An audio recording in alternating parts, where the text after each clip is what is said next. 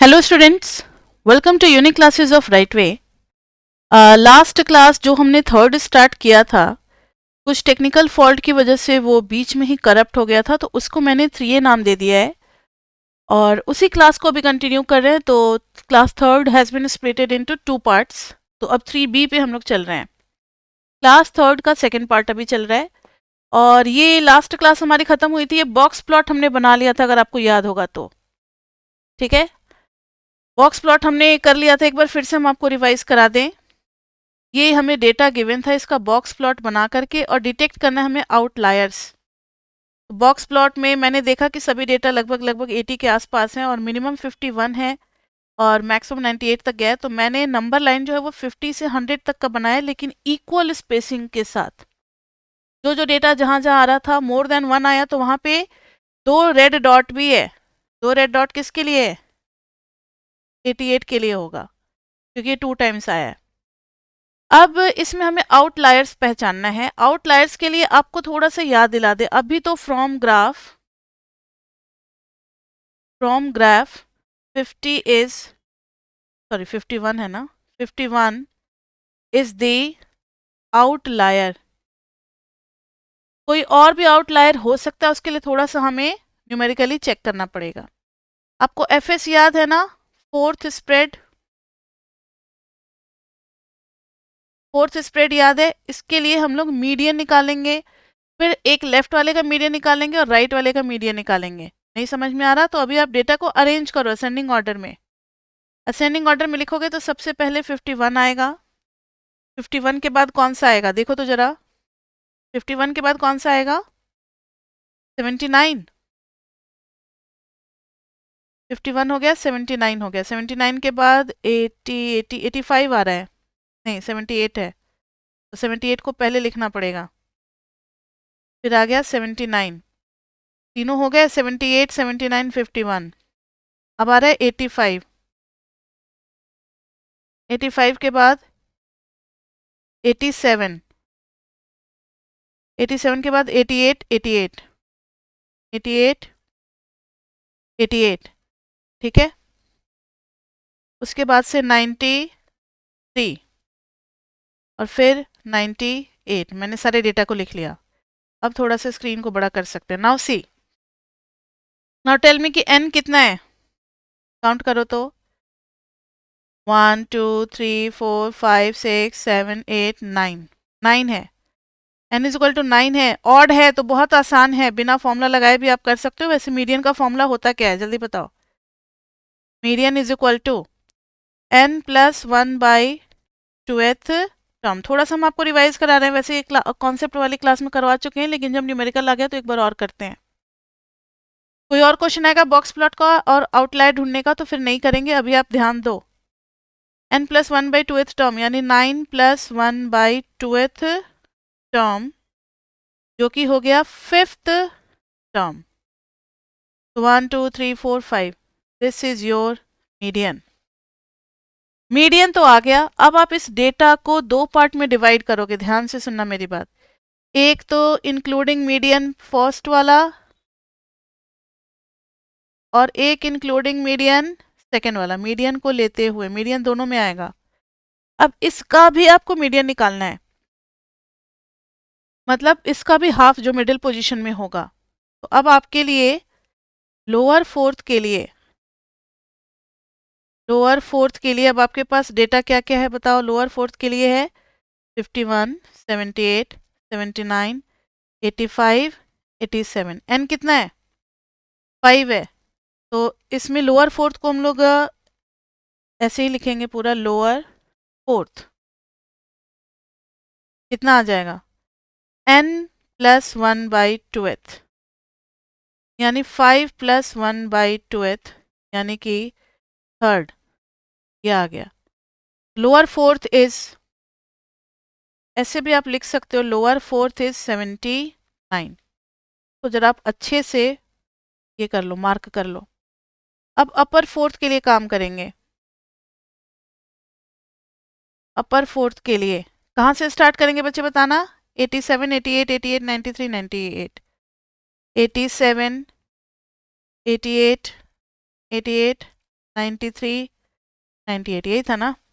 यहाँ भी उसी तरीके से अपर फोर्थ निकालने के लिए इसका मीडियन निकालेंगे। n तो 5 ही है, तो 5 + 1/2 यानी थर्ड टर्म। तो this is your upper fourth. Upper fourth कितना आ गया? 88। अपर फोर्थ आ गया 88, लोअर फोर्थ इज 79। तो फोर्थ स्प्रेड कितना आ गया? एफएस अपर फोर्थ माइनस लोअर फोर्थ। तो एफएस में अपर फोर्थ इज 88 माइनस 79, कितना आ गया? 9 आ गया एफएस। अब आउटलायर्स के लिए कंडीशन थी बच्चे, outliers if distance is greater than 1.5 of fs, that is अगर डिस्टेंस किसी डेटा का किससे ज्यादा आ गया? 1.5 से ज्यादा आ गया, 1.5, और fs कितना है? 9। 9 इंटू 1.5 कितना हो जाता है? 13.5। तो डिस्टेंस अगर 13.5 से ज्यादा है, किससे 13.5 से ज्यादा? देखो बच्चे, ये कहां से होता है? तो फ्रॉम क्लोजेस्ट फोर्थ, यानी पूरे डेटा को देखो। आप बॉक्स प्लॉट पे आ जाए, अभी समझ में आ जाएगा। ये डिस्टेंस डिसाइड हुआ है 13.5, अगर क्लोजेस्ट फोर्थ से 13.5 से ज्यादा है तभी आउटलायर्स होगा, अदरवाइज नहीं होगा। तो चलते हैं जरा। स्मॉलेस्ट फोर्थ आया था, लोअर फोर्थ आया था 79 और दूसरा वाला आया था 88, उसको जरा मार्क कर लो। 79 और 88, ये रहा लोअर फोर्थ। लोअर फोर्थ कितना है? 79। और अपर फोर्थ कितना है? 88। 88 दो बार था। अपर फोर्थ 88। अब आपको सारे डेटा को देखना है। This is 51 and this is 98। तो 51 किसके क्लोज है? लोअर फोर्थ के क्लोज है या अपर फोर्थ के क्लोज है? जल्दी बताओ। नहीं समझ में आ रहा आप लोगों को जो बोल रहे हैं? नहीं, लोअर फोर्थ के क्लोज है ना 51। हाँ, तो 51 जो है वो लोअर फोर्थ के क्लोज है, तो यहीं पे स्टॉप कर जाएंगे और ये वाला डिस्टेंस हम लोग मेजर करेंगे कि लोअर फोर्थ से डिस्टेंस कितना है। तो 79 minus 51, how much is the distance? 9 में से 1 गया 8, 7 में से 5 गया 2, और ये 28 गैप आ गया अपने क्लोजेस्ट फोर्थ से। और गैप हमने कितना डिसाइड किया था? 13.5 से ज्यादा होगा तो फिर वो क्या आ जाएगा? आउटलायर्स।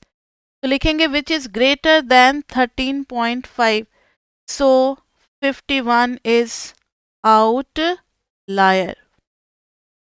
समझ में आ गई बात? 51 कैसा है? आउटलायर है। अब जरा 98 को चेक करेंगे। 98 पे भी डाउट आ रहा है।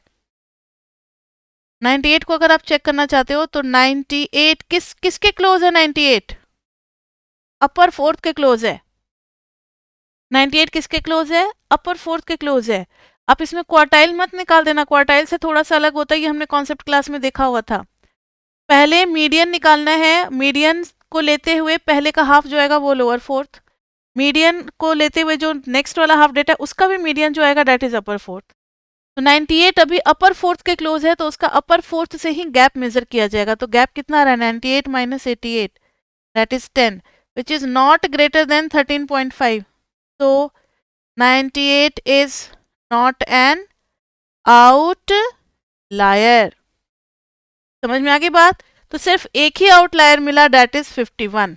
लास्ट में लिखेंगे here only 51 is the outlier.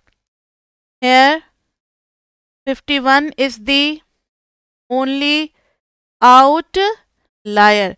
अब आपके बुक में माइल्ड आउटलायर्स दिया हुआ और एक्सट्रीम दिया हुआ है, उसको भी हम समझा ही देते हैं। एक्सट्रीम तब होता है जब 3fs से ज्यादा हो। तो देखना जरा, 3fs कितना हो जाएगा गैप? 3 इंटू एफ एस कितना था? 9, 27। तो if gap is greater than 27 then extreme हो जाएगा। यहां पर हमारा 51 का कितना गैप था, याद है? 28, बहुत कम गैप है। Here 51 has gap of 20, कितना था? 28 था। अच्छा, तब तो एक्सट्रीम हो जाएगा। हाँ 28 है। Gap of 28 which is greater than 27, that is gap is greater than 3 times of a fourth spread. So 51 is an extreme outliers. अगर 3fs से गैप कम होता तो हम उसको माइल्ड आउटलायर्स बोलते। क्या बोलते? Mild outliers. अभी 51 जो है वो हमारा एक्सट्रीम आउटलायर्स है। क्लियर बच्चे? तो आपके कोर्स में आउटलायर्स का कॉन्सेप्ट पढ़ाया गया है।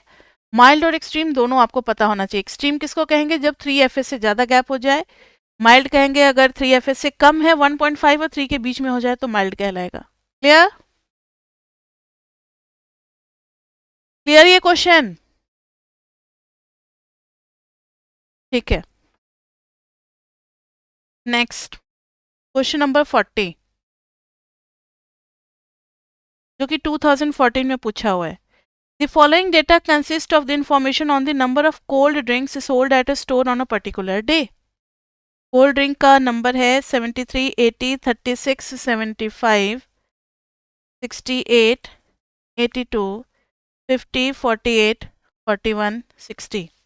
Find the sample mean and median. ये तो आप निकाल ही लोगे। पहले इसको असेंडिंग ऑर्डर में लिख देते हैं। सबसे छोटी वैल्यू कौन सी है? 36। 36 के बाद 41, 41 के बाद 48 है क्या? हाँ 48, 48 के बाद 50 है क्या? यस। 50 के बाद 60 है क्या? यस। 60 के बाद 68 है क्या? यस। 68 के बाद 73 है। 73 के बाद 75 है। 75 के बाद 80 है एंड देन 82। सबको लिख लिया? इन्होंने बोला find the sample mean and median. निकल जाएगा, बहुत इजी है। मीन निकल जाएगा समेशन x बाई एन करके। मीडियन निकल जाएगा 1 2 3 4 5 6 7 8 9 10। तो 10 by 2th plus 10 by 2th plus 1th के आगे वाला का और हाफ, यानी 5th प्लस 6th बाई 2। देखना जरा 5th और 6th, 1 2 3 4 5, 5th and 6th, that is 60 plus 68 by 2। इन दोनों के बिल्कुल मिडिल में आ जाएगा, दैट इज 64। क्लियर? हाँ, मीन और मीडियन तो आसान था। If the third observation was 70 instead of 36, यानी इन्होंने 36 को हटा करके इसकी जगह क्या कर दिया? 70 रिप्लेस कर दिया। How would the sample mean and median change? ये तो आप अपना कर दोगे ना। मीन के लिए 36 माइनस करके 70 ऐड करके फिर नंबर ऑफ ऑब्जर्वेशन 10 से डिवाइड कर दोगे। मीडियन के लिए देखना कि इसका पोजीशन अब क्या हो जाएगा। यहाँ जो 36 था, हाँ ये इधर आ जाएगा 70। मीडियन पे तो फर्क पड़ेगा बच्चे, 41, 48, 50, 60, 68। अब इधर आ जाएगा 70, ये बीच में आ गया 73, 75, 80, 82। अब फिर से फिफ्थ टर्म 1 2 3 4 फिफ्थ ये हो गया, सिक्स्थ ये हो गया। तो न्यू मीडियन कितना हो गया?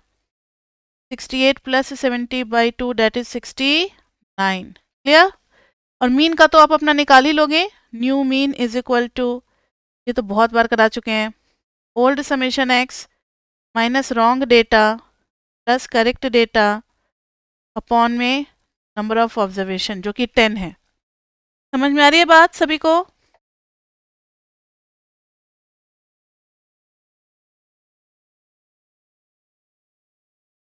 Calculate 18% trimmed mean. अच्छा, थर्ड पार्ट भी है।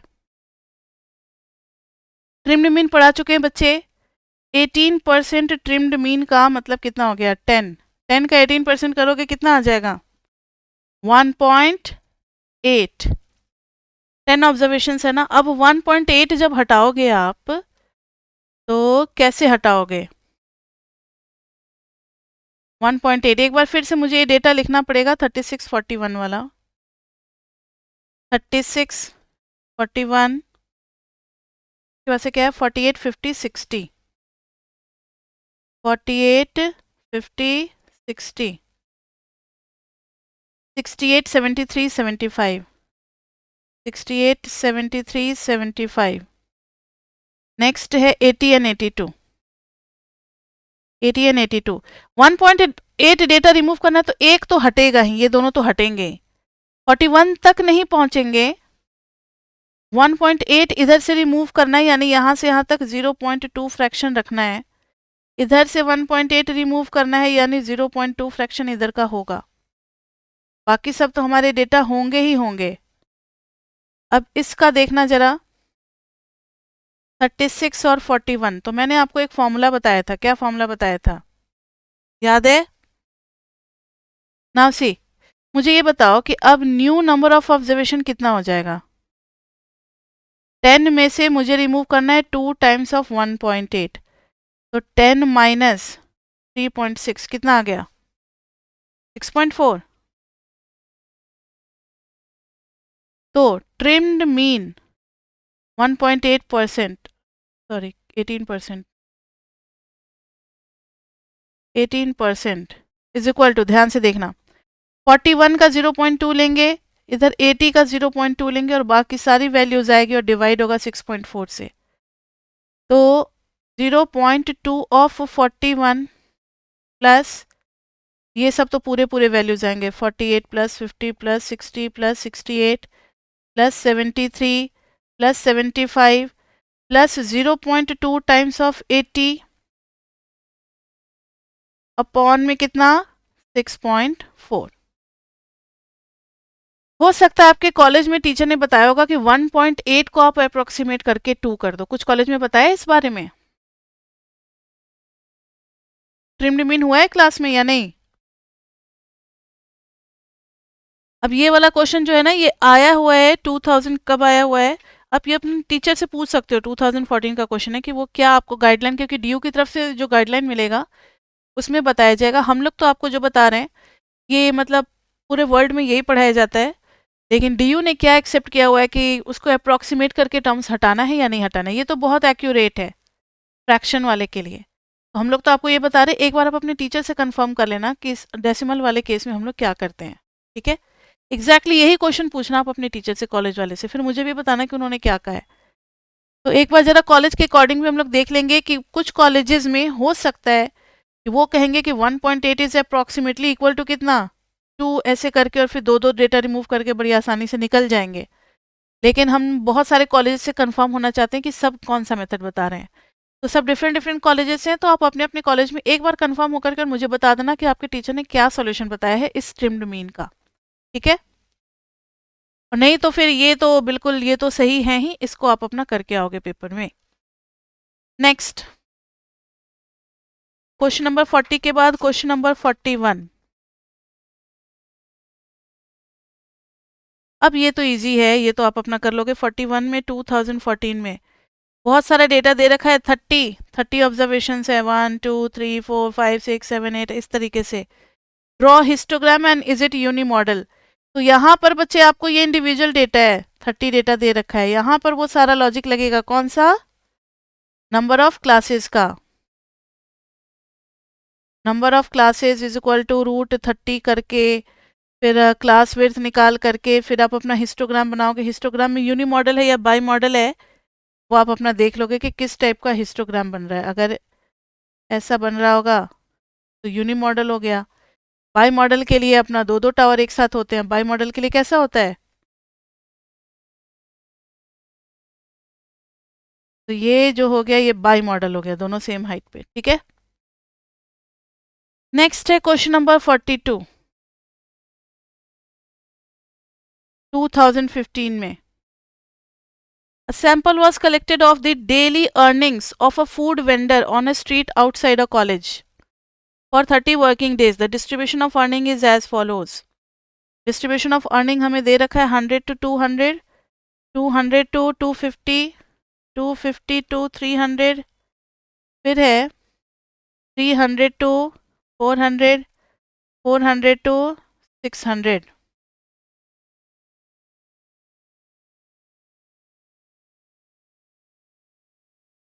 नहीं नहीं, डिवोर एक्सरसाइज करने की जरूरत नहीं है, काफ़ी है इतना। अगर टाइम मिलता है तो आप कर सकते हो, नहीं तो डिवोर एक्सरसाइज में बिल्कुल खो जाओगे, बहुत ज़्यादा है उसमें, मत करो, यही बहुत है। Now see, draw histogram. अच्छा, फ्रीक्वेंसी दे रखा है, number of days 4, 6, 5, 7, 8। Draw histogram to depict the data and describe its shape. अब हमें हिस्टोग्राम बनाना है इसका, the distribution of earnings. Mark on the histogram where you expect the mode and median to lie. इन्होंने relative frequency का कोई जिक्र नहीं किया है, तुम सीधा इसी का बना देंगे हिस्टोग्राम। अगर बोला होता कि रिलेटिव फ्रीक्वेंसी का बनाओ, तब हम उसको फिर यूज करते हैं, अदरवाइज ऐसे ही करेंगे। फ्रीक्वेंसी डायग्राम नहीं बोला ना, relative frequency diagram.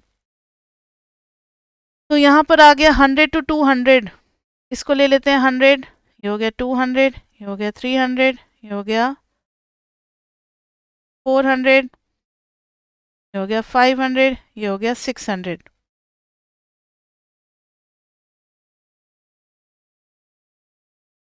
Box plot का बहुत ही लिमिटेड क्वेश्चन है, आपके बुक में कुछ एग्जाम्पल है, और जो मैंने कराया है सिर्फ उतना ही कर लो। एक मैंने उसमें कराया होगा, एक दो किस में, असाइनमेंट में, और एक अभी एक दो पीपी में मिला, इतना ही काफ़ी है, इसी में आ जाता है पकड़ में।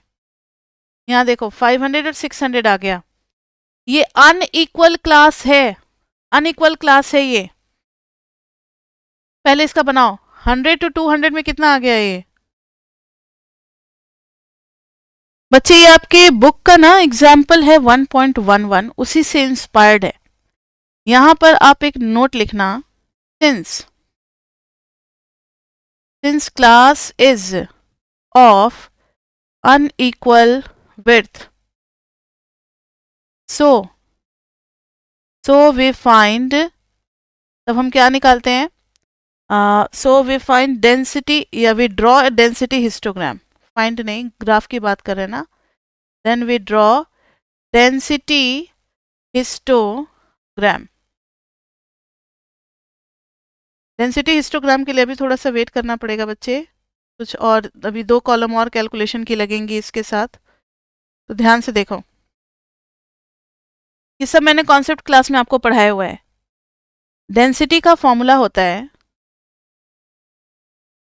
Relative frequency upon class width, relative frequency upon class width. तो पहले तो हमें रिलेटिव फ्रीक्वेंसी निकालनी है, फिर क्लास विड्थ ना। रिलेटिव फ्रीक्वेंसी के लिए सम ऑफ फ्रीक्वेंसी बताओ, 8, 7, 15 और 5, 20 और 10, 30, 30 आ गया। रिलेटिव फ्रीक्वेंसी 4/30 कितना होगा, जल्दी जल्दी बताते चलो। 4/30, हाँ आप लोग निकालो। 6/30, 5/30, 7/30, 8/30। और हमें चाहिए डेंसिटी। डेंसिटी डेंसिटी के लिए सारे क्लास विड्थ से डिवाइड कर देंगे। 4/30 is how much, 4 divided by 30, और डेसिमल के 3 प्लेसेस तक लिखना है, तो इसको आप लिखोगे 0.133, 6/30 0.2, 5/30 0.167, 7/30 0.233, 8/30 0.267। अब डेंसिटी चाहिए, तो डेंसिटी इज इक्वल टू होता है relative frequency by class width. मुझे बताओ पहले क्लास की विड्थ कितनी है, 100, दूसरे क्लास की 50, तीसरे क्लास की 50, थर्ड वाले क्लास की 100, मतलब लास्ट वाले क्लास की 200। तब आप समझ चुके हो 0.133 को 100 से डिवाइड करेंगे, 0.133 को 100 से डिवाइड करेंगे, ये आ जाएगा 0.00133 01 होगा ना? हाँ, 1 मिनट। 0.01 0.1 तो था ही, एक और जीरो लगा देंगे, नहीं एक और आएगा ना?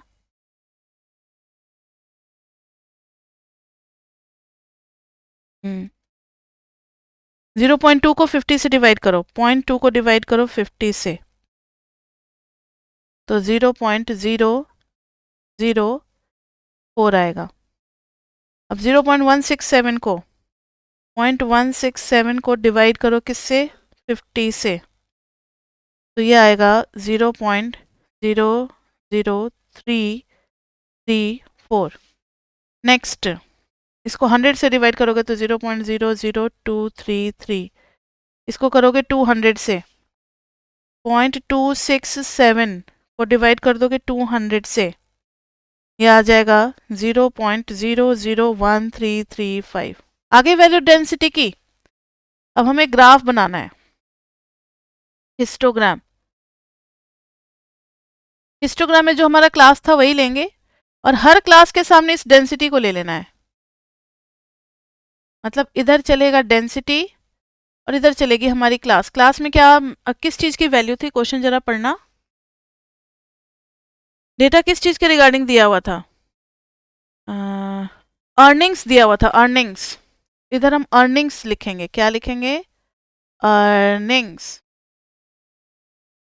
अब देखो, क्लास हमारा शुरू होता है 100 से और ख़त्म होगा 600 पे, तो हम तो इक्वल क्लास पे ही मार्क करेंगे ना।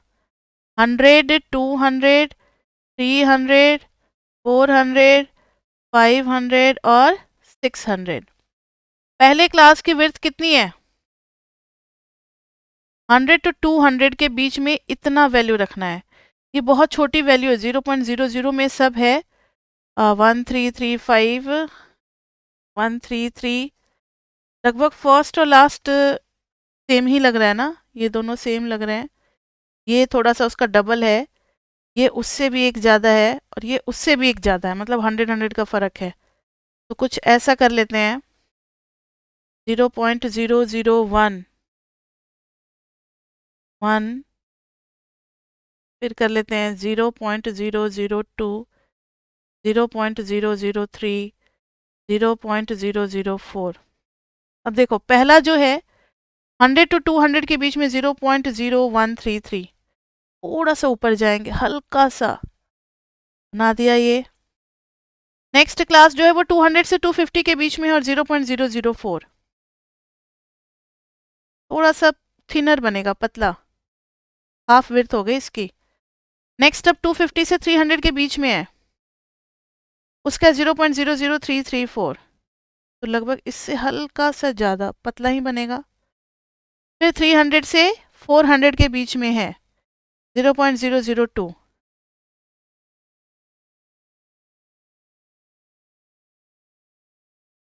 फिर है 400 से 600 के बीच में 0.001, 400 से 600 के बीच में, काफ़ी ब्रॉड सा बन गया, ये बन गया, ये बन गया हमारा एग्जैक्ट हिस्टोग्राम।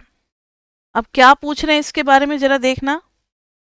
पूछना चाह रहे हैं, mark on the histogram where you expect the mode and median to lie. Mode and median कहाँ इसमें लाई करेगा हिस्टोग्राम में, ये आपको बताना है। मोड के लिए बच्चे, अगर आपने जूनियर क्लास में पढ़ा होगा तो आपको पता होगा कि इस वाले को इधर से मैच कर देते हैं। मतलब जो सबसे बड़ा टावर होता है, जो सबसे बड़ा टावर होता है उसका लेफ्ट कॉर्नर को राइट वाले से कर देते हैं और राइट वाले को लेफ्ट वाले से कर देते हैं, और जो पॉइंट ऑफ इंटरसेक्शन होता है उसी के सामने मिलता है हमें मोड। ये नहीं पता है तो जान लो, जो सबसे हाईएस्ट टावर होता है उसका लेफ्ट कॉर्नर को राइट वाले से मैच कर देते हैं, राइट वाले को लेफ्ट वाले से मैच कर देते हैं, और जहां पे इंटरसेक्ट करता है वही हो जाता है हमारा पॉइंट ऑफ मोड। उसके सामने जो एक्स की वैल्यू होगी वो। मीन के लिए तो बच्चे आपको कैलकुलेशन करना पड़ेगा, मीन के लिए तो आपको कैलकुलेशन करना पड़ेगा। मोड हो गया, और क्या बोला है? Mode and median to lie. अच्छा, मोड एंड मीडियन बोला है। मीडियन के लिए बच्चे क्या करेंगे हम लोग? मीन नहीं बोला है, मीडियन तो आपको निकालना पड़ेगा ना, मीडियन निकाल करके फिर आप उसको लोकेट कर दोगे। मार्क ऑन, ठीक है। If the municipal authorities were to charge rupees 50 per day from the food vendor, what would be the impact on the mean and standard deviation of earnings? मतलब सारे वेंडर से, ध्यान से सुनो इसका थर्ड पार्ट, इन्होंने सब में से 50 माइनस कर दिया। हर इंसान 50 रुपीज देगा टैक्स के तौर पे, जो भी होता है फूड वेंडर को। तो स्टैंडर्ड डेविएशन और मीन पे क्या फर्क पड़ेगा? तो मीन भी 50 से कम हो जाएगा, स्टैंडर्ड डेविएशन ऑफ मीन पे कोई फर्क नहीं पड़ेगा, क्योंकि change of origin does not affect standard deviation. समझ में आ गई बात? हेलो,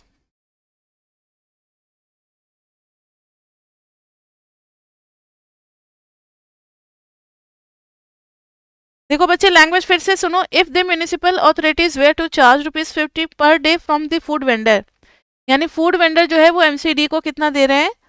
50 रुपीज दे रहे हैं। तो अब उनके अर्निंग्स पे क्या फर्क पड़ेगा? उनके अर्निंग्स के मीन और स्टैंडर्ड डेविएशन पे। तो फूड वेंडर अगर 50 रुपीज दे रहे हैं तो उनका अर्निंग लेस हो जाएगा ना 50 से, एक्स माइनस 50 कर दिया, तो उनके एवरेज पे फर्क पड़ेगा, एवरेज भी 50 से कम हो जाएगा। लेकिन स्टैंडर्ड डेविएशन पे कोई फर्क नहीं पड़ेगा। आप एक लाइन लिख दोगे, because standard deviation is not affected by change of origin, adding और subtracting does not change the standard deviation. Standard deviation सिर्फ मल्टीप्लिकेशन या डिवीजन से अफेक्ट होता है, प्लस माइनस से नहीं होता। इसका प्रूफ भी हमने किया हुआ है क्लास में। तो इसके साथ बच्चे पता है हम लोगों ने 42 क्वेश्चंस तो कर लिए, और अब रहते हैं 6 क्वेश्चंस। तो आज के क्लास में वो हो भी नहीं पाएगा, अब टाइम भी हमारा खत्म होने वाला है, तो इसको एक और क्लास लगाना ही पड़ेगा। तो next class will be class fourth, और उसमें हम लोग करेंगे चैप्टर 1 का पीपी। एक और क्लास लग जाएगा, और उसमें कंटिन्यू करेंगे कहाँ से? क्वेश्चन नंबर 43 से, जो कि पूछा गया है 2015 में। तो ये जो क्लास थर्ड थी ये काफ़ी इंपॉर्टेंट थी, क्योंकि इसमें हमने बॉक्स प्लॉट और आउटलायर्स, कुछ कुछ जो नए कॉन्सेप्ट्स देखे ना, उन सब से रिलेटेड क्वेश्चंस थे। वो इस बार आप लोगों के लिए बहुत इंपॉर्टेंट है, क्योंकि कई सालों से नहीं आ रहा था, अब आप लोगों के सिलेबस में फिर से आ गया, तो आप लोग उस पर ज़्यादा फोकस करोगे। क्लियर बच्चे? तो अब इन क्वेश्चंस के साथ मिलते हैं हम लोग फिर नेक्स्ट क्लास में। तब तक के लिए bye bye, bye bye, bye bye.